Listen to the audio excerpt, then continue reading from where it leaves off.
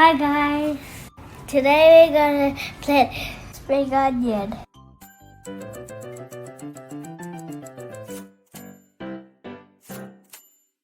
All you need is green onion, scissors, soil, pot, and some water. First you cut spring onion.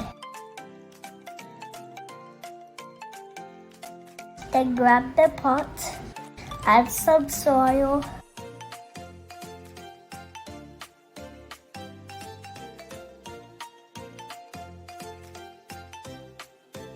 use your fingers, make a little hole, then plant the green onion.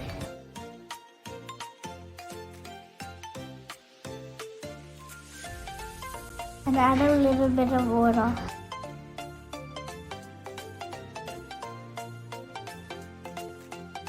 And it's ready. In a few days, you will have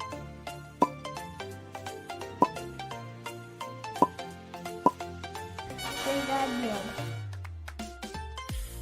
Now it's your turn to play with my friends and family.